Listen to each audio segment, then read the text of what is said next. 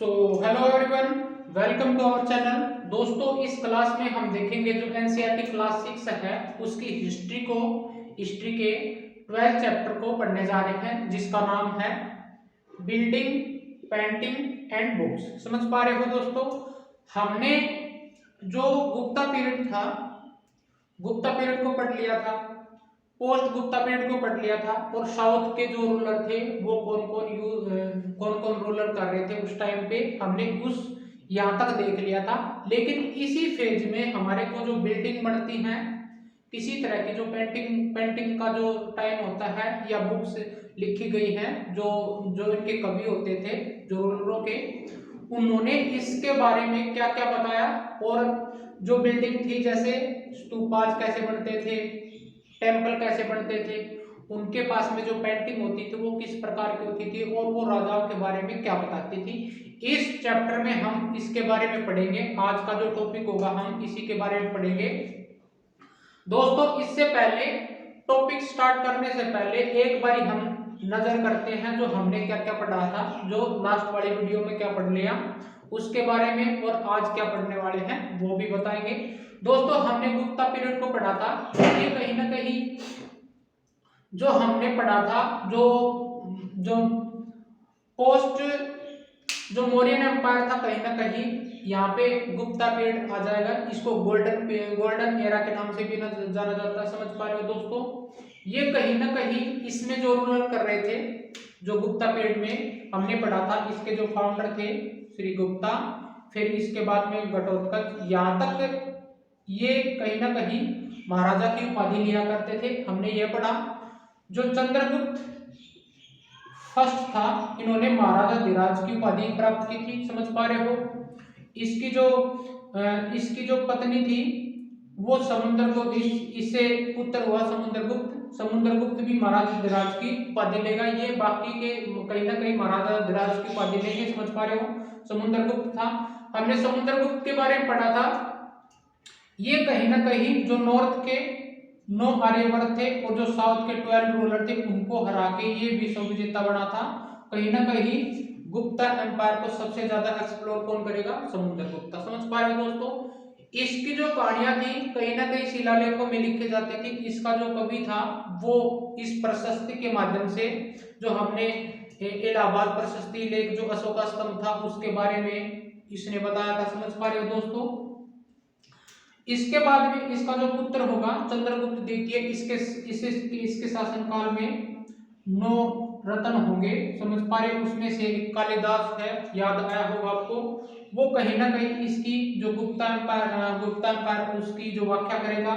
इसके बाद में कुमार गुप्ता, और लास्ट रूलर थे कहीं ना कहीं समुद्र गुप्ता के शासनकाल में कहीं ना कहीं अटैक होगा हुणों का। समझ पा रहे हो दोस्तों? ये हुण बार बार इस पर जो स्कंद गुप्ता है इस पर आक्रमण करेंगे। कहीं ना कहीं ये यहाँ इस फेज तक तो मान के चलो, चंद्रगुप्त द्वितीय तक तो यहाँ पे कोई भी रूलर इसके ऊपर आक्रमण नहीं कर सकता, क्योंकि इतना पावरफुल हो चुका था। लेकिन जैसे ही जो सेवरल जो रूलर हुआ करते थे, उन्होंने देखा कि गुप्ता एम्पायर का डिक्लाइन होने वाला है, कहीं ना कहीं यहाँ पे जो रूलर हैं वो मतलब इतने सक्षम नहीं है, तो वो आक्रमण करने लगे।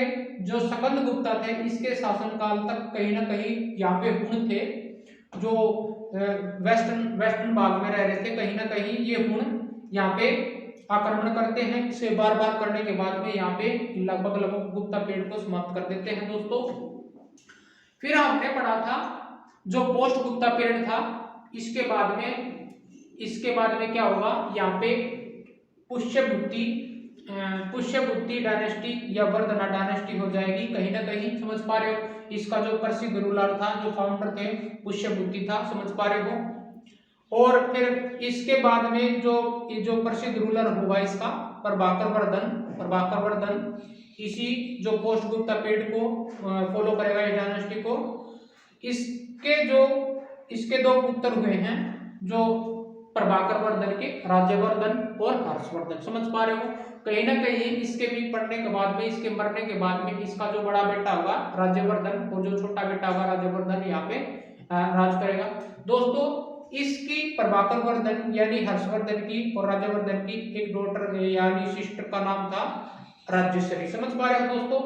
इसी के पैरेलल यहाँ पे जो ये जो वर्धना डायनेस्टी थी जहाँ पे हर्षवर्धन कर रहा था, वो कहीं ना कहीं आज प्रेजेंट जो हरियाणा है, कहीं ना कहीं उस समय में थानेश्वर इसकी जो कैपिटल थी उस पर ये शासन कर रहे थे। समझ पा रहे हो।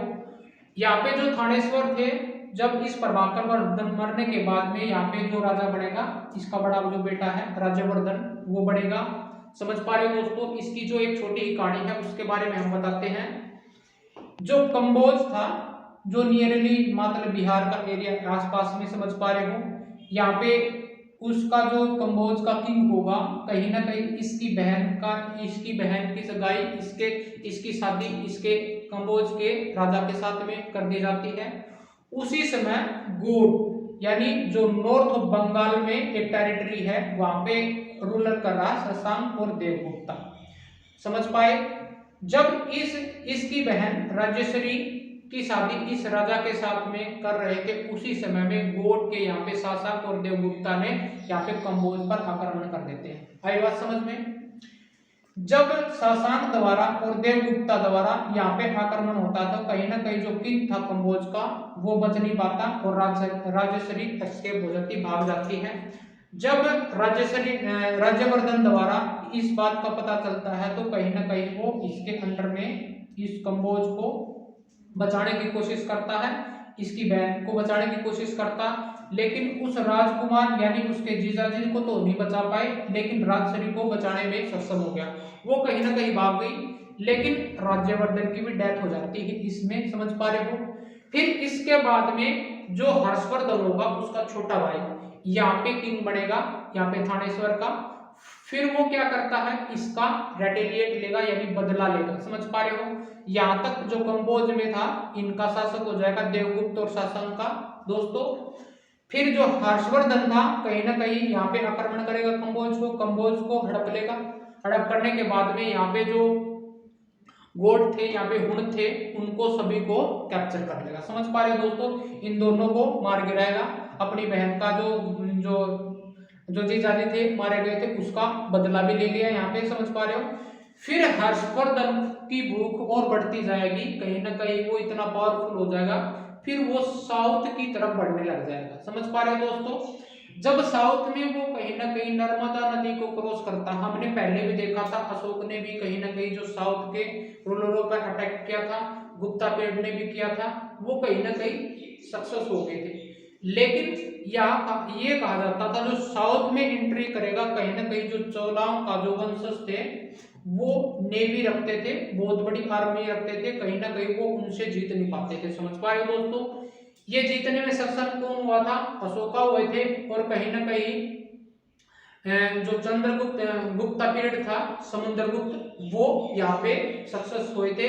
लेकिन जब हर्षवर्धन इस नर्मदा नदी को क्रॉस करता साउथ में, तो यहाँ पे जो चालुक्य वंश की डायनेस्टी कर रहे थे साउथ में, जो पुलकेशिन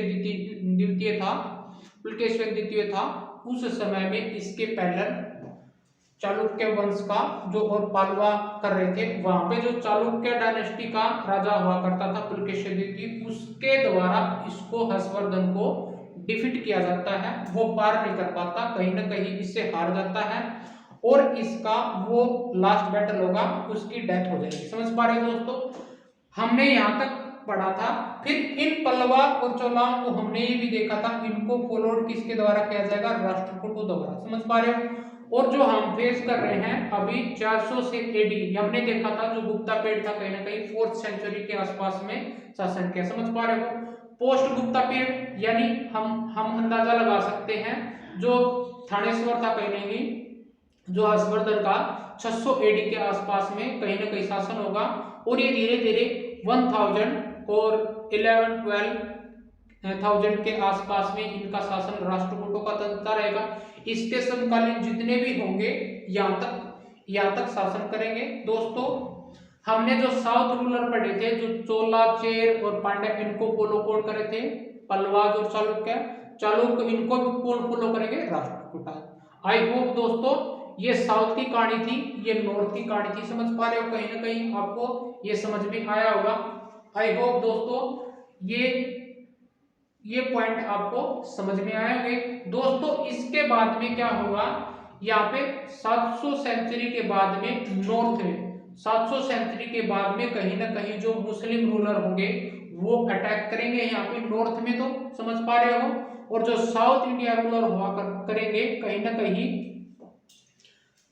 ना कहीं राष्ट्रकूटों का शासन चल पड़ेगा, समझ पा रहे हो दोस्तों। फिर यहाँ पे देखेंगे हम जो दिल्ली की डायनेस्टी होगी, दिल्ली पीरियड होगा, उसको देखेंगे। फिर साउथ के रूलर जो राष्ट्रकूट होंगे आपस में इनकी लड़ाइयाँ होया करेंगे, समझ पा रहे हो दोस्तों। हम इनके सिनेरियो को देखें। आज का जो टॉपिक है कहीं ना कहीं इसी फेज को पढ़ेंगे और इसमें जो पढ़ने वाले हैं बिल्डिंग, पेंटिंग और बुक्स, इसके बारे में जो बुक्स लिखी हुई हैं, पेंटिंग की गई, बिल्डिंग किस प्रकार के बनाए, जो टेम्पल और डोम्स बनाए गए थे वो किस प्रकार का डिजाइन किया गया था, हमने थोड़ा है इसके पहले भी वीडियो पे पता किया था, लेकिन इसमें थोड़ा डिटेल में पढ़ेंगे। और ये आज ये जो 6th क्लास है इसके चैप्टर 12 के बाद में ये एनसीईआरटी 6th क्लास खत्म हो जाएगी दोस्तों। आशा करता हूं कि जो भी जितनी भी ये चैप्टर रहे हैं एनसीईआरटी 6 के क्लासेस के जितने भी चैप्टर रहे हैं आपको बिल्कुल सीक्वेंस वाइज समझाया गया है। अगर कोई भी आपको टॉपिक समझ में नहीं आता है तो आप कमेंट सेक्शन में पूछ भी सकते हैं। और कहीं ना कहीं ये जो सीक्वेंस वाइज सीरीज है इससे आप पढ़ के मैथ्स बुक को आसानी से समझ पाएंगे दोस्तों, ये मेरी गारंटी है। आइए चलते हैं अपनी जो क्लास थी उसके बारे में। हमने इस वीडियो में ये जो सीक्वेंस है जितने भी पॉइंट थे आज हमने इसको कवर किया, समझ पा रहे हो दोस्तों। आइए अपने टॉपिक पे चलते हैं। आइए दोस्तों बिल्डिंग के बारे में पढ़ते हैं। बिल्डिंग में हम पढ़ेंगे जो पिलर होगा, स्तूपाज होगा, टेम्पल होगा, उसके बारे में पढ़ेंगे। पहले हम आयरन पिलर की बात करते हैं दोस्तों। ये पिलर भी कहीं ना कहीं इंस्क्रिप्शन का काम करते थे। यहाँ पे भी कोई चीज जो राजाओं के द्वारा जो राजा होंगे उनकी जो कहानियां होती इस आयरन पिलर पे खुदवाई जाएगी। और दोस्तों ये फाउंड किया गया था मेहरौली, जो हम आज प्रेजेंट है जहाँ पे हम कुतुब मीनार को देखते हैं उसके साइड में ये यहाँ पे बनाया गया है दिल्ली में, समझ पा रहे हो। अबाउट 1500 ईयर वो कहीं ना कहीं यहाँ पे गुप्ता एम्पायर का रूलर हुआ, उसी ने यहाँ पे इस आयरन पिलर को बनाया था दोस्तों। इस पिलर की खासियत बात यह है कि इस पे जो डेकोरेशन हुआ है कहीं ना कहीं स्कल्पचर है, मूर्ति बनाई गई है। तो ये बुद्ध की भी हो सकती है या फिर उन रूलरों की भी हो सकती है जहाँ पे वहां पे शासक आए या गुप्ता पीरियड के बारे में लिखा गया और पेंटिंग की गई इस पे, समझ पा रहे हो दोस्तों। और इसका वेट बताया जा रहा है एनसीईआरटी के थ्रू 3 टन का ये आयरन पिलर है और इसकी हाइट है 7.2 मीटर, समझ पा रहे हो। और दोस्तों आज तक इस पे जंग नहीं लगा है, आयरनिंग नहीं हुई है, ये बिल्कुल वैसा का वैसा ही है जहाँ जैसे उन्होंने बनाया गया था, समझ पा रहे हो। इसकी एक खासियत है ये, इसकी एक फीचर है। और इस पे ये कहा जाता है कि there is inscription on the pillar, इस पे इंस्क्रिप्शन किए गए हैं, समझ पा रहे हो। वहां पे जो भी रूलर हुए होंगे उनके द्वारा उसकी कहानियां हैं, उनके पोएट कवियों द्वारा यहाँ पे खुदवाई गई दोस्तों। और पिलर पर मेंशन की है। और जो कहीं ना कहीं जो यहाँ पे राजा का नाम मेंशन किया हुआ है वो चंद्र यानी गुप्ता एज से संबंधित एक राजा का नाम यहाँ पे बिलोंग किया और वो बिलोंग किसको करता है, गुप्ता पीरियड को, समझ पा रहे हो। कहीं ना कहीं ये जो आयरन पिलर है गुप्ता पीरियड के टाइम पे बनाया गया है दोस्तों। ये थी आयरन पिलर की कहानी। आइए अब चलते हैं स्तूपा की तरफ। पहले स्तूपा कैसे बनते थे और उसके बाद में जब अशोकन पीरियड हुआ उसके बाद में कैसे इन स्तूपाओं को बनाया गया, फिर बाद में जो लेटर फेज था उसके द्वारा कैसे बनाया। जब हम बात करें जैसे अशोकन पीरियड की या फिर इससे पहले की बात करें तो स्तूपा को एज ए माउंट के रूप में बनाया जाता था, समझ पा रहे हो। जैसे हम जैसे हम बुद्ध की बात करें उसकी टीचिंग है या फिर कोई जैसे उसके जो फॉलोवर थे कहीं ना कहीं उसके मरने के बाद में जैसे वो क्लॉथ पहनते थे या क्वाइंस जिस तरह यूज करते थे और बोन थी और उसकी एसेस थी, कहीं ना कहीं जमीन के अंदर, समझ पा रहे हो, जमीन के अंदर उसकी जो रियलिस्टिक बास्केट थी मान के चलो और उसको सेंटर में रख के और उसके आसपास मिट्टी से ढक देते थे। कहीं ना कहीं इस तरह का जो अंडाकार है वो बाउंड बाउंड बन जाता था। समझ पा रहे हो? ये आप जो चित्र में देख रहे हैं ये कहीं ना कहीं जो चित्र किया है आफ्टर मौर्यन एम्पायर के बाद में, और मौर्यन के जो अशोकन पीरियड था उस टाइम में भी बनाए गए थे, लेकिन कहीं ना कहीं ये फेज अशोकन पीरियड में रहा। इससे पहले जो जो स्तूपा बनाए गए थे कहीं ना कहीं उस जो बौद्ध धर्म था, बौद्ध धर्म के जो फॉलोअर थे, बुद्धा के फॉलोअर थे, उनकी जो जो मैन रियलिस्टिक फीचर थी जैसे टीथ है, बोन है, ऐसे सब उसके मरने के बाद में उसको सेंटर में रखा गया। सपोज करो ये वो क्लॉथ थे जो बुद्ध के फॉलोअर यहाँ पे मरा होगा। समझ पा रहे हो? कहीं ना कहीं यहाँ पे जो मड है इस मिट्टी को बाउंड कर दिया गया। समझ पा रहे हो? चारों तरफ से इसी तरह से यहाँ पे अंडाकार बना दिया और इसी को उन्होंने नाम दिया स्तूपा। समझ पा रहे हो दोस्तों? फिर धीरे धीरे क्या हुआ, जब आने वाले जो रूलर होंगे, अशोकन है, अशोकन के बाद में जितने भी रूलर आएंगे कहीं ना कहीं इसके चारों ओर रेलिंग बना देंगे। समझ पा रहे हो? और यहाँ पे एंट्रेंस गेट बना देंगे।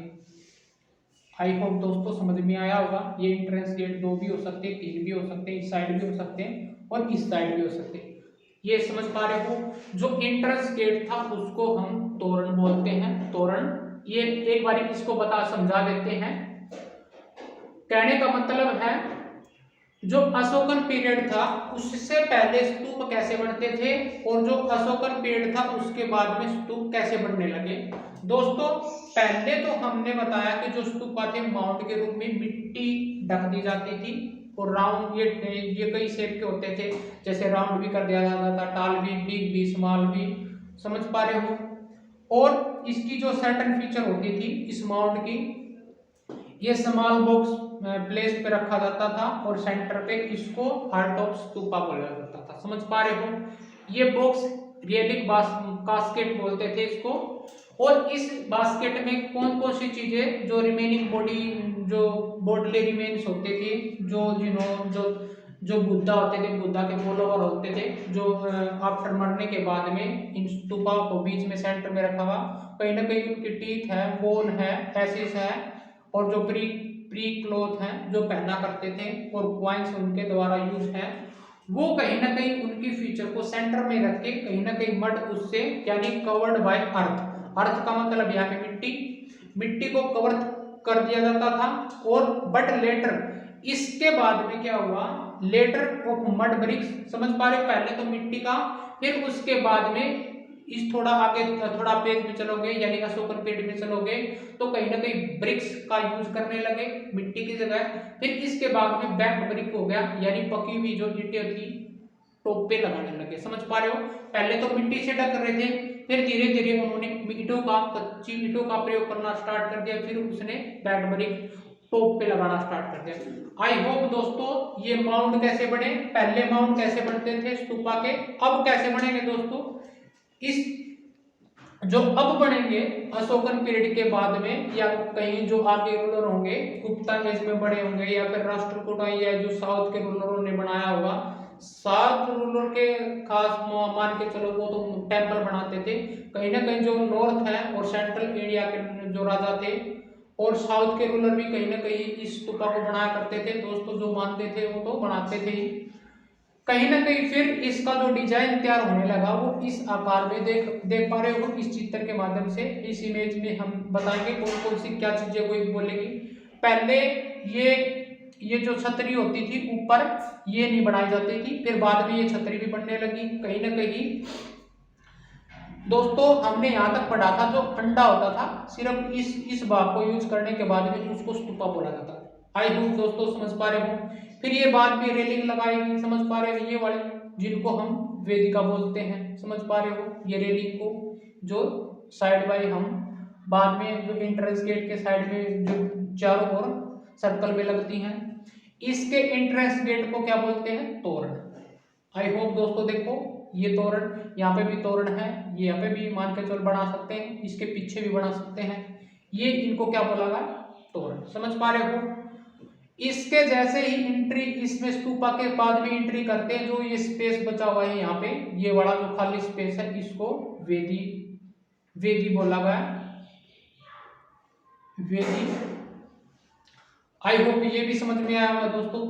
और कहीं ना कहीं जो अंडाकार है इसके जो बाहर जो स्पेस दिखाई दे रहा था कि ये जो लाइन सर्कल है इसके चारों ओर जो स्पेस है इसको हम बोलते हैं प्रदक्षिणा पथ। प्रदक्षिणा पथ का मतलब है जो अंडाकार जहाँ पे हमने रिमेनिंग थिंग्स रखी थी, जो फॉलोअर थे, जो टीचर थे, उनके चारों ओर चक्कर लगाया जाता था। जो पीपल थे, जो श्रद्धा रखते थे, उसको हम प्रदक्षिणा पथ बोलते हैं। जो अंडाकार बनाया गया है, अंडा, इसको अंडा बोलते हैं, समझ पा रहे हैं इस डिजाइन में। इसके ऊपर कहीं ना कहीं ऐसा डिजाइन बना दिया, समझ पा रहे हो। और इस भाग को जो ऊपर है कहीं ना कहीं आयरन रोड लगा के या फिर कुछ और लगा के उसको हम छतरी बोलते हैं दोस्तों। जो ऊपर जो आप छोटा पॉइंट देख रहे हो इसको हम छतरी बोलते हैं। इसके जो ये ऊपर टिका हुआ है, जिसके भाग पे ये टिका हुआ है, यहाँ पे रेक्टेंगुलर या स्क्वायर में कहीं ना कोई ऐसी जगह बना दी जो इस जो ये सिंबल है इसको रोक सके, इस छतरी को रोक सके, उसको हम बोलते थे हर्मिका। समझ पा रहे हो दोस्तों। ये स्तूपा के कुछ फीचर होती थी बाद में, पहले ये इनको नहीं बनाया जाता था। इससे पहले क्या बनाया जाते थे, सिर्फ अंडाकार बनाया जाता था। इस अंडाकार के बाद अंडाकार को ही वो वर्शिप करते थे उसका। तो लेकिन ये चीजें जो बाद में जोड़ी गई, छतरी, हर्मिका, तोरण है, वेदी है और कहीं वेदिका है, समझ पा रहे हो।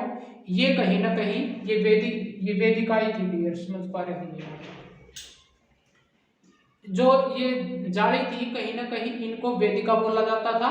जो रेलिंग होती थी, समझ पा रहे हो, ये वाली जो जाली थी इनको वेदिका, और इनको जो स्पेस है उसको वेदी बोला गया। आई होप दोस्तों इस टॉपिक, इस स्तूपा की जितनी भी फीचर्स थी हमने पढ़ा इसके बारे में। ये आपको पता चल गया। जो इंटरेस्ट गेट होता था उसको तोरण बोला जाता था, और वेदी ये जो स्पेस है उसको, और वेदिका जो ये रेलिंग है इसके साथ साथ में जो डिजाइनिंग की हुई इन पे पिक्चर होती थी।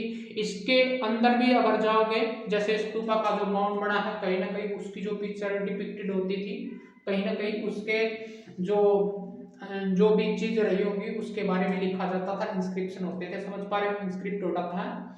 और जो छतरी होती थी, हर्मिका होती थी, प्रदक्षिणा पथ किसको बोलते थे, प्रदक्षिणा पथ किसको बोलते थे दोस्तों। ये प्रदक्षिणा पथ था कहीं ना कहीं एंटी क्लॉकवाइज घुमाया करते थे, जैसे यहां से शुरू होके इस तरफ जाया करते थे, समझ पा रहे हो।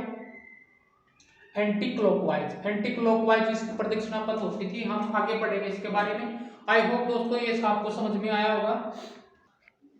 दोस्तों इसमें एक जो पॉइंट था, जो प्रदक्षिणा पथ था, उसको आपने रेक्टिफाई करना है, वो कहीं ना कहीं क्लॉकवाइज डायरेक्शन में, समझ पा रहे हो, इस तरफ से वो क्लॉकवाइज प्रदक्षिणा पथ करते थे। सिर्फ ये आपको करेक्ट करना है। ये जो डोम होता था, ये जो अंडा है जिसको हम अंडा बोलते हैं, ये डोम लाइक स्ट्रक्चर होता था और sometime covered by card stone slab. ये कई बार स्टोन से बना होता था, और जो ब्लैक जो बाग ब्रिक होती थी मड से, मड के बाद में ब्रिक के बाद में जो बैक्ड ब्रिक होती है उसके बाद में फिर ये स्टोन स्लैब भी बनाएंगे, समझ पा रहे हो। ये कहीं ना कहीं जो प्री मोरियन पीरियड था उस टाइम में हमारे को ये देखे गए थे। उसके बाद में धीरे धीरे इनमें चेंजेस होता गया। आइए दोस्तों, ये जो आपने रेक्टिफाई करना था प्रदक्षिणा पथ था वो क्लॉकवाइज था दोस्तों, एंटी क्लॉकवाइज भी था। और ये कहाँ पे सराउंड करते थे ये लोग, चारों तरफ जो सराउंडिंग जो रेलिंग था, जो हमने रेलिंग पढ़ा था, ये जो मैन अंडाकार है इसका मतलब यहाँ पे जो मैन डिटी होता था, जो बुध के या फॉलोवर होते थे, बुध के या फिर कोई ऐसी चीज होती थी जो इस अंडे में अंदर रखी जाती थी, मैन सेंटर में रखी जाती थी, जिसकी वो ऑफरिंग करते थे, पूजा करते थे, जो भी है, समझ पा रहे हो। उसके बार एक छोटा सा रेलिंग बनाया जाता था और उसके चारों तरफ ये प्रदक्षिणा पथ करते थे, समझ पा रहे हो, उसके सराउंडिंग करते थे। कैसी जो डायरेक्शन कैसी होती थी, क्लॉकवाइज। आई होप दोस्तों ये आपने किया होगा रेक्टिफाई। इंट्रेंस गेट होता था जो पाथ था थ्रू द गेटवे उसको क्या बोलते थे, तोरण बोलते थे। हमने यहाँ पे तोरण पढ़ा था, ये एंट्रेंस गेट, समझ पा रहे हो। और इसका जो एग्जाम्पल है, ये कहीं ना कहीं जो एग्जाम्पल लिया गया है, जो इमेज में दर्शाया गया, कहीं ना कहीं सांची स्तूप है जो एमपी में है। और जो सांची का स्तूप है, हम जो मेंस क्लास होंगे, जो सांची है और अमरावती है, अमरावती, इनमें थोड़ा थोड़ा डिफरेंस देखने को मिलेगा, समझ पा रहे हो। उसकी जो मेंस फीचर है वो मेंस बुक में पढ़ेंगे। कहीं ना कहीं एग्जाम्पल स्तूपा के सबसे ज्यादा कहाँ मिलेंगे आपको, एमपी में मिलेंगे। और एमपी में भी कहाँ पे, जो सांची स्तूप है अमरावती, समझ पा रहे हो दोस्तों। ये कहीं ना कहीं इसकी जो मैग्निफिसेंट स्तूपा जो फीचर है वो बाहर निकल के आएंगी। हमने देखा जो लेटर फेज होगा जो स्तूपा का, ऐड किया जाएगा प्रदक्षिणापथ। पहले प्रदक्षिणापथ नहीं होता था, धीरे धीरे इसका डिजाइन चेंज होता गया, प्रदक्षिणापथ बढ़ता गया, समझ पा रहे हो। हमने क्लॉकवाइज इसकी डायरेक्शन देखी, लोगों द्वारा उसकी प्रदक्षिणापथ किया जाता है। लोग जो पीपल थे कहीं ना कहीं यहाँ पे जो मैंडेटी थी उसके चारों तरफ क्लॉकवाइज में उसकी प्रदक्षिणापथ करते थे। और फिर तोरण थे, जो मेन एंट्रेंस गेट होता था स्तूपा का, उसको देखा, जोड़ा गया। वेदी थी, कहीं ना कहीं जो रेलिंग होती थी, रेलिंग और जो मैंडेटी का जो हमने प्रदक्षिणापथ था उसके बाहर का ये बिटवीन स्पेस दिखाई दे रहा है, ये वाला जो खाली स्पेस है, इसको कहीं ना कहीं वेदी बोला गया। और वेदिका किसको बोला गया, ये रेलिंग होती है जो मेन एंट्रेंस गेट है, यहाँ पे जो रेलिंग है डिजाइनिंग में है, कहीं ना कहीं यहाँ पे डिपिक्टेड किया जाता था उस फॉलोवर या फिर बुद्धा के जो भी फॉलोवर हुए हैं, मरने के बाद में उनकी इंस्क्रिप्शन यहाँ पे लिखी जाती थी। दोस्तों आई होप ये समझ में आया होगा। आई बात समझ में, जो वेदी था, जो रेलिंग एंड प्रदक्षिणापथ पाथ जो स्पेस था उसको बोला गया, और वेदिका रेलिंग को बोला गया। और जो छतरी था हमने देखा जो अंडाकार था, ये अंडा बोलते हैं जिसको, इसका जो टॉप फ्लोर में जो मान के चलो जो बनाया जाता था उसको हम छतरी बोलते हैं। और जो छतरी के नीचे जो स्पेस है जिसपे ये डिजाइन किया गया है, वो उसके जो आप बोल सकते हैं उस स्पेस को हर्मिका बोलते हैं। ये कहीं ना कहीं छतरी के नीचे बनाया जाता था उसको रोकने के लिए, समझ पा रहे हो। ये पॉइंट थे क्लियर।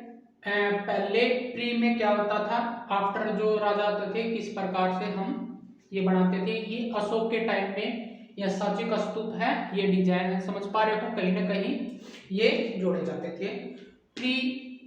प्री मौर्यन पीरियड में कहीं ना कहीं इसका डिजाइन धीरे धीरे बढ़ता गया, अशोकन पीरियड में इस तरह से बनाया गया, इसके बाद में और भी चीजें जोड़ी जाएंगी। आई होप दोस्तों ये चीज आपको समझ में आए होंगे। आइए दोस्तों टेम्पल के बारे में पढ़ते हैं। ये जो टेम्पल थे वर constructed in this period of many deities, समझ पा रहे हैं। ये डेटी कौन कौन से होते थे, विष्णु, शिवा और दुर्गा, समझ पा रहे हो।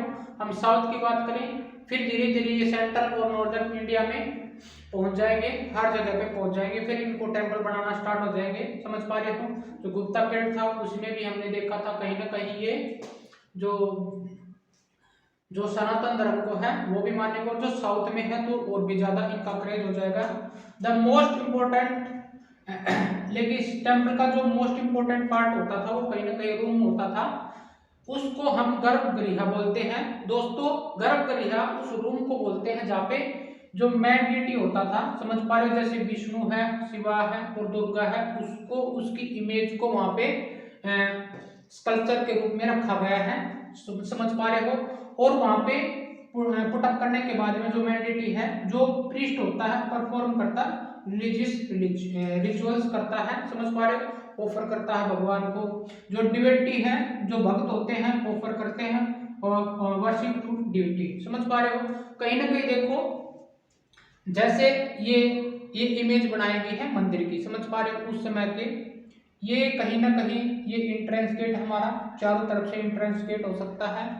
ये जो मेंस बुक होंगी कहीं ना कहीं जो इसके इंस्टेंस गेट हैं वो 5 के 3 के जो लैब्स होती हैं लेयर के, वो बनाए जाएंगे, कहीं ना कहीं वेरियस डिजाइन बनाए जाएंगे। कहने का मतलब है ये जो एंट्रेंस है इसके पीछे भी हो सकता है, ये चारों तरफ भी हो सकता है। कहीं ना कहीं इसके जो फीचर हैं अलग अलग सिटी में, शहरों में या फिर जो जगह है वहां पे देखने को मिलते हैं।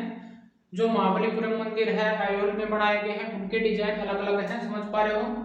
ये 5 सीढ़ी भी हो सकते हैं, 3 लेयर भी होते हैं, 4 लेयर भी हो सकते हैं, 8 से लेके आगे तक जितने भी हैं, और 13 14 ये लेयर बनाई जाती हैं दोस्तों। जो इसके अंदर हमने रूम देखा है उसको हम गर्भगृह बोलते हैं, जिसको हम मेन टीटी को है यहाँ पे रखते हैं। जैसे डिवोटी यहाँ पे एंट्रेंस करते हैं, जो मेन गेट होता है ये बड़ा, इसके अंदर जो बड़ा हॉल है उसमें जो मेन टीटी को रखा जाता है उसको हम क्या बोलते हैं, गर्भगृह। समझ पा रहे हो दोस्तों। आई होप ये गर्भगृह उस रूम को बोलते हैं जहाँ पे मेन टीटी को रखा जाता है, और जो प्रीस्ट है रिचुअल परफॉर्म करता है, और डिवोटी है वो वर्शिप करते हैं। आई होप समझ पा रहे होंगे। और एक एग्जाम्पल है भीतरगांव का, समझ पा रहे हो, ये वेरी इंपॉर्टेंट है। यहाँ पे टावर देखने को मिला, ये टावर है कहीं ना कहीं जो मंदिर के शीर्ष पे बनाया जाता है, उसको हम क्या बोलते हैं, शिखरा। ये वेरी इंपॉर्टेंट है। सबसे पहला कहाँ पे बनाया गया, मतलब भीतरगांव में देखने को मिला। और ये shikhara built top of the गर्भगृह, जो गर्भगृह यहाँ पे थी, यहाँ पे मान के चलो। अब हम स्तूपा में जो माउंड को देखते थे, अंडा जिसको हम बोलते थे, अब इस शेप में लंबाई में इसका आकार बढ़ जाएगा। कहीं ना कहीं इस पे जो इसको जो हर्मिका बोलते थे, कहीं ना कहीं जो ये शिखरा है इस रूप ले लेगा, तो मंदिर का डिजाइन ये हो जाएगा। समझ पा रहे हो दोस्तों। और जो गर्भगृह होता था उसको सेक्रेट प्लेस के ऊपर रखा जाता है, ये शिखरा पे, समझ पा रहे हो। और जो मंडप होता था, कहीं ना कहीं जैसे ही जो भक्त या प्रीस्ट जहाँ पे वर्शिप होती थी, कहीं ना कहीं एक बड़ा हॉल होता था उसी के साइड में, जहाँ पे असेंबली होती थी बैठ के, जो यहाँ पे मान के चलो जो रिचुअल की जाती थी, perform by priest, they listening by the priest, also called as a mandap. समझ पा रहे हो। एक ऐसा स्पेस होता था जो टेम्पल हॉल बोलते थे उसको, और वहां पे असेंबली कर पाते थे, समझ पा रहे हो, उसको मंडप बोला जाता था दोस्तों।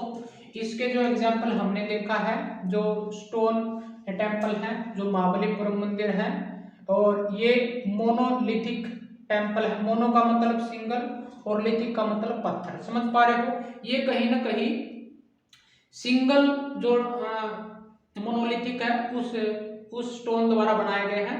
और अहोल हमने देखा था, कहीं ना कहीं जो कैपिटल होती थी अहोल, जो चोलाओं की या फिर जो साउथ के जितने जो थे उनकी जो कैपिटल होती अहोल, वहां पे दुर्गा टेम्पल को हमने देखा। समझ पा रहे हैं। ये टेम्पल बनाए गए थे दोस्तों। जो आने वाली जो मेंस बुक होंगे उसमें इनका फीचर, इनके आर्किटेक्चर, इन पे और स्पेस क्या क्या जोड़े गए, उनके जो फीचर्स होंगे, वो किस शेप में, जो एंट्रेंस गेट है किस शेप में बनाते थे, और ये देखने को मिलेगा। ये बेसिक पॉइंट थे, हमने स्तूपा के देखे, टेम्पल के देखे। आइए दोस्तों, ये बढ़ते कैसे थे ये भी देख लेते हैं। आइए दोस्तों, ये स्तूपा और टेम्पल कैसे बने होते थे ये देखते हैं। ये डिसाइड किया जाता था बनाने के लिए किंग और क्वीन द्वारा, और एक्सपेंसिव अफेयर यहाँ पे, मतलब जो एक्सपेंसिव चीजें हैं वो लगाई जाती थी। और इसकी जो सेवरल स्टेजेस होती थी, हमने देखा था जो स्तूपा बनाते थे, कहीं ना कहीं वो उसका जो एंट्रेंस गेट बनाते हैं, जो उसका वेदिका बनाते हैं, और जो प्रदक्षिणा पथ बनाया गया, वो जो हर्मिका बोला गया, और उसका जो अपर भाग होता था, समझ पा रहे हो, वो बनाने के लिए सेवरल स्टेज ये। और मंदिर की हमने देखा, गर्भगृह देखा, समझ पा रहे हो, और टॉप देखा, उसके ये चीजें सेवरल स्टेजों में बटा होता था, समझ पा रहे हो दोनों चीजें। और जो न्यू प्लेस को चुना जाता था, और इसमें न्यू बिल्डिंग बनाई जाती थी। इनको बनाने के लिए प्लेस भी नया होता था, और जो प्लेस चुना जाता था न्यू बिल्डिंग के लिए, वो यही डिसाइड करते थे राजा और क्वीन और उसके मंत्री। और यहाँ पे जो गुड क्वालिटी के स्टोन थे वर फाउंड वेरी, समझ पा रहे हो, और ट्रांसपोर्टेड इन दिस प्लेस। यहाँ पे जो टाइलें होती थी या फिर जो घिसाई का काम होता था, समझ पा रहे हो, पत्थरों की जो घिसाई होती थी, गुड क्वालिटी के पत्थर होते थे, यहाँ पे ट्रांसपोर्टेड किए जाते थे कहीं बाहर से भी, और जो नेटिव था वहां पे भी। समझ पा रहे हो। जो जो कहीं ना कहीं जो रफ स्टोन होते थे, वो सेव्ड किए जाते थे and card into the pillar, और पिलर के साथ साथ में सेव कर लिए जाते थे। लाइक वो सेव इस तरह से वॉल पे भी किए जाते थे, फ्लोर पे भी किए जाते थे और सीलिंग के रूप में भी किए जाते थे। ये पत्थर कहीं ना कहीं ये जो पिलर बनाते थे वो वॉल के रूप में भी हो सकता है, फ्लोर इस पिलर के साथ साथ में जो फ्लोर बना या फिर सीलिंग बनी उसके साथ साथ में इन पत्थरों को ब्लॉक के तौर पे मतलब ऐसा ढांचा बना देते थे, यानी शेप कर दिए जाते थे और कार्व किया जाता है। समझ पा रहे हो? देवर देन और उसको राइट पोजीशन में जहां पे भी उसको रखना होता था उसमें उसको सेफ पोजीशन में रख दिए जाते थे। इन पत्थरों के माध्यम से उसकी शेप बना दी जाती थी दोस्तों। और कहीं ना कहीं जो बाहर से जो मंदिरों में या फिर जो स्तूपा होते थे, जो जो डिवोटी होते थे कहीं ना कहीं गिफ्ट लेके आते थे। समझ पा रहे हो? यूज डेकोरेशन लाइक बिल्डिंग, जो डेकोरेशन का सामान होता था बिल्डिंग में ये कहीं ना कहीं ऑफरिंग करते थे यहाँ पे। और जो जो और पीपल थे कहीं ना कहीं जो पेड करते थे फॉर डेकोरेशन के लिए, ये कौन कौन से थे? जो मर्चेंट होते हैं उनके लिए, और फार्मर भी करते हैं जो परफॉर्म होते हैं उनके लिए, और जो 100,000 जो अंडर कंस्ट्रक्शन का काम करते थे कहीं ना कहीं उनके लिए भी ये पेड करते थे ये लोग। और उसमें डेकोरेशन पे ये भी काम करते थे दोस्तों। मर्चेंट था, कहीं फार्मर कुछ लेके आया या फिर जो नीडी जो चीजें थी उन्होंने इसको दिया। समझ पा रहे हो दोस्तों? और राजाओं द्वारा इनको जो अंडर कंस्ट्रक्शन का काम होता था उनको मतलब क्राफ्ट पर्सनों को पेमेंट भी दी जाती थी राजाओं की इनके द्वारा। समझ पा रहे हो? आइए दोस्तों पेंटिंग के बारे में पढ़ते हैं। पेंटिंग दोस्तों कहीं ना कहीं ये जो पेंटिंग थी मंदिरों में या फिर स्तूपाज में या फिर जो रोकी चट्टान होती थी उनमें की जाती थी। ये कहीं ना कहीं जो हमने देखा था बोधिसत्व थे जहाँ पे भी जाते थे कहीं ना कहीं जो बुद्ध की टीचिंग थी वो लिख के आते थे। और कहीं ना कहीं जो अगर मंदिरों की बात करें तो कहीं ना कहीं जो अपने धर्म था उसकी बातें एक जो होलो गुफा होती है उसमें कहीं ना कहीं पेंटिंग कर देते थे। वो उनके एग्जाम्पल कहीं ना कहीं देखने को मिलते कि गुफाओं में गुफा का एक हिस्सा काट के कहीं ना कहीं एक रूम की शेप दे देना, कहीं ना कहीं वो क्या कहलाता है? होलो, होलो के बोलते हैं उसको कहीं ना कहीं। और ये हमारे को अजंता में देखने को मिले। अजंता ये एमपी महाराष्ट्र में। समझ पा रहे हो?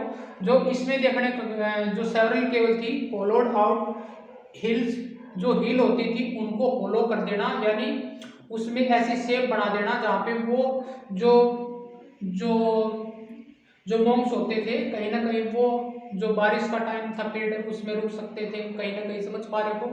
ये वहां पे रुकते थे और ओवर ए सेंचुरी। समझ पा रहे हो? ये क्या काम करते थे? जब मोस्टली मोनेस्ट्री आफ्टर बुद्धिस्ट, इनको क्या बोला गया था उस टाइम पे? मोनेस्ट्री बोला गया था। समझ पा रहे हो? जब वो बाहर निकलते थे लोगों को टीचिंग कराने के लिए बोधिसत्व होते थे उनको मोनेस्ट्री के रूप में भी देखा गया। फिर बाद में कहीं ना कहीं ये स्तूपों का रूप ले लेंगे। और इनको जो केयर टेकर होता था वहाँ के जो रूलर होते कहीं ना कहीं इनको टेक केयर किया जाता था इन साधुओं को। समझ पा रहे हो? इन मॉन्क्स को। और समवर डेकोरेट विद पेंटिंग, और इस जो जो हिल्स होती थी जो होलो पोर्शन होता था कहीं ना कहीं वहां पे पेंटिंग की जाती थी। और ये पेंटिंग के रूप में जो उनके जो प्रवचन होते थे जो बुद्धा के थे और जो उनके फॉलोअर थे कहीं ना कहीं मरने के बाद में वहां पे उनका डिजाइन या पेंटिंग करवाते थे। और कहीं ना कहीं जो ये केव होती थी ये डार्क, इसके इसके इनसाइड में डार्क, तो mostly painting were done in light of torch. ये जो लाइट ऑफ टॉर्च में इसकी पेंटिंग करवाई जाती थी दोस्तों। समझ पा रहे हो? Colour were made of plant and Minecraft विविध अबाउट, ये 1500 ईस्वी में इनके साथ मतलब इसमें कलर देखने को जो प्लांट थे और माइनक्राफ्ट थे उनके कलर हमारे को इस पेंटिंग में देखने को मिलेंगे। और जो आर्टिस्ट थे बनाने वाले उनको यहाँ पे अननोन बताया गया है एनसीईआरटी में दोस्तों। आई होप दोस्तों ये जो टेम्पल थे हमने देखा ये कैसे बनाए जाते थे, ये कौन डिसीजन लेता था, किस प्रकार से इनको वहाँ पे पेंटिंग करवाई जाती थी और इनको किस नाम से जाना जाता था। आई होप दोस्तों ये पॉइंट आपको समझ में आए होंगे। आइए दोस्तों इसके बारे में पढ़ते हैं जो एपिक्स होती हैं द वर्ल्ड ऑफ बुक के बारे में पढ़ते हैं दोस्तों। इस पीरियड में बहुत सारे एपिक्स लिखे गए। ये grand long composition about heroic man and woman also include story about gods. ये कहीं ना कहीं मैन और वुमेन्स की जो लव स्टोरी होती थी और स्टोरी अबाउट इंक्लूडिंग गोड्स पे भी ये कहीं ना कहीं एपिक बनाए जाते थे। दोस्तों हमने देखा जो तमिल के जो टेक्स्ट थे, एपिक्स थे, कहीं ना कहीं जो तमिल के थे साउथ में उसको बोलते थे, एक पहले वाले का नाम है, एक स्टोरी थी जो एपिक्स था उसका नाम है तमिल की जो टेक्सचर है, कहीं ना कहीं ये तमिल भाषा में लिखे जाते थे, समझ पा रहे हो। और जो मान के चलो भाषा संस्कृत भी हो सकती है और कहीं ना कहीं जो तमिल भी लैंग्वेज है वो भी हो सकती है। और कहीं ना कहीं इसका नाम जो था शिलापदी क्रम और ये 1811 में कंपोज की गई थी। ये कंपोज बाय किसको, इलांगो द्वारा। जो इसके जो पोएट थे उसका नाम था इलांगो, वेरी इंपॉर्टेंट। ये पहले तो तमिल टेक्सचर था, समझ पा रहे हो दोस्तों। और ये किसके द्वारा कंपोज किया गया था, इलांगो द्वारा। और ये कहीं ना कहीं इसमें जो स्टोरी थी एक मर्चेंट की थी जिसका नाम था कोवलन, समझ पा रहे हो। उसकी जो प्रेमिका थी माधवी और ये कोर्टेशन थी, समझ पा रहे हो, कोर्ट में माधवी के द्वारा इसके प्रेम प्रसंग को दर्शाया गया है। और इसकी खास बात ये थी कोवलन की एक वाइफ होती थी केनाकी, जिसका नाम था केनाकी।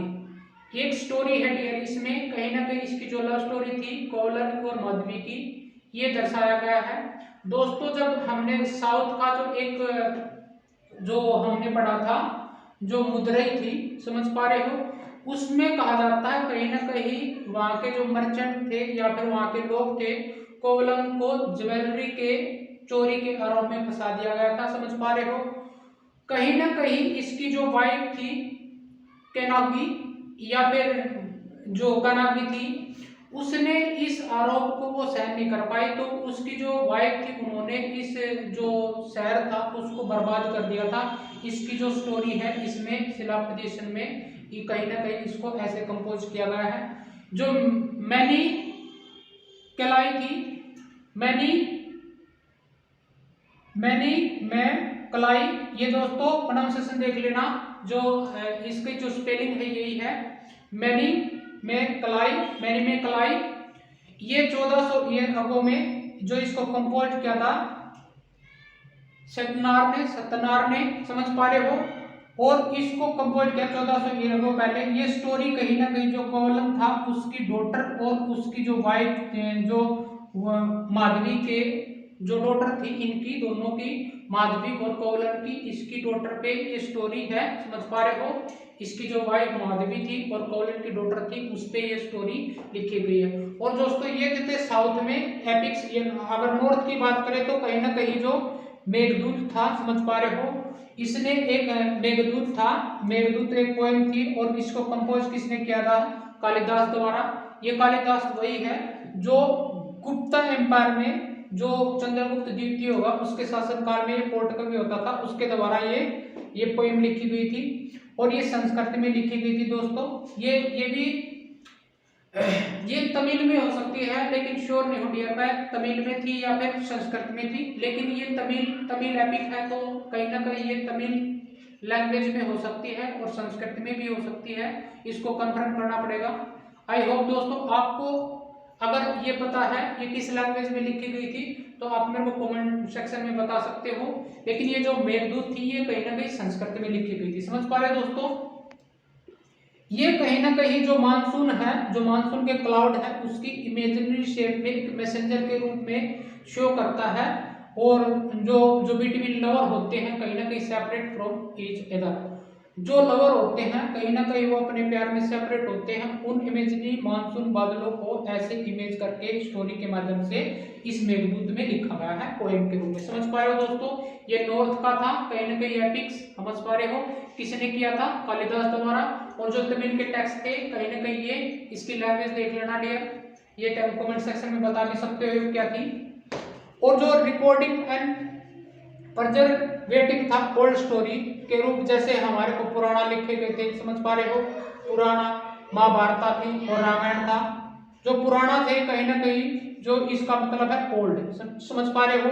ये स्टोरी किसकी थी? जो लॉर्ड शिवा था, विष्णु था, दुर्गा था, हमने देखा था, इसमें इसकी स्टोरी को प्रेजेंटेटिव किया गया है या फिर रिकॉर्डिंग किया गया है। जो महाभारत था इसमें हमने देखा जो महाभारत का युद्ध होता है उस वार को स्टोरी को वर्णन 1501 में इसमें किया गया है।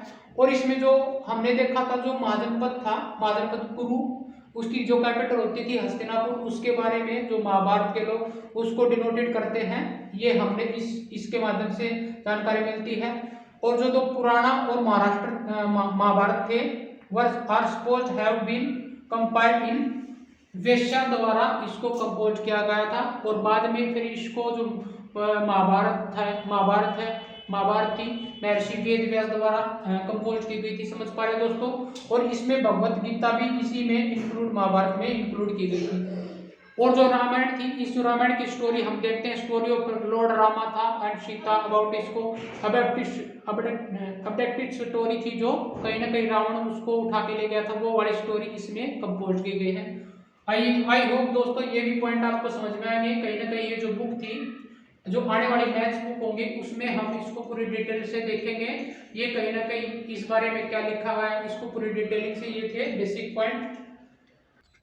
आइए दोस्तों, इस पीरियड में हम देखेंगे जो रिटन बुक्स होती थी उस जोन साइंस पे जो लिखी गई थी, वो कहीं ना कहीं जो हमारे यहाँ पे जो आर्यभट्ट हुए, समझ पा रहे हो, उसके द्वारा, ये एक मैथमेटिशियन था एंड एस्ट्रोनॉमर था, जो एक बुक लिखता है इन संस्कृत नोवेल ऑन आर्यभट्टा। इस आर्यभट्टा में उसने क्या समझाया था, जो टेल्स अबाउट हमारे को एक्लिप्स होते हैं, कहीं ना कहीं जो ग्रहण लगते हैं, जो मून होता है, फुल मून होता है, समझ पा रहे हो, उसके बारे में, एक्लिप्स के बारे में कहीं ना कहीं पहले से ही आर्यभट्ट ने बता दिया था। आज के जो साइंटिस्ट बताते हैं कहीं ना कहीं जो उसकी जो पहले स्टेज थी, इस साइंटिफिक तरीके से पहले से ही आर्यभट्ट द्वारा हमारे जो कहीं ना कहीं मैथमेटिशियन थे, जो एस्ट्रोनॉमिक थे, उसने पहले ही बता दिया था इसके बारे में। और कैलकुलेटिंग द्वारा जो सरकमफ्रेंस होती है, जो सर्कल हमारी जो अर्थ की जो सरकमफ्रेंस होती है, ये वाले देखो, जो कहीं ना कहीं जो हमारी अर्थ है, इस सरकमफ्रेंस के बारे में पहले से ही इसने आर्यभट्ट ने इस बुक में, आर्यभट्टियम में, इसने पहले से ही इसकी सरकमफ्रेंस के बारे में बता दिया था। समझ पा रहे हो? और इसने कहीं ना कहीं ये ऐसा बोला जाता है कि ये जीरो होती है, ये जीरो की डिस्कवरी भी कहीं इंडिया में हुई थी और कहीं ना कहीं इसी के आधार पे आर्यभट्ट द्वारा इस जीरो की खोज काउंटिंग की गई थी। समझ पा रहे हो दोस्तों? लेकिन ये कहीं ना कहीं इसके बारे में नहीं माना जाता, लेकिन डिस्कवर्ड इन इंडिया, तो हम कहेंगे कि जीरो का जो आविष्कार था कहीं ना कहीं इंडिया में पहले ही हो चुका है। समझ पा रहे हो?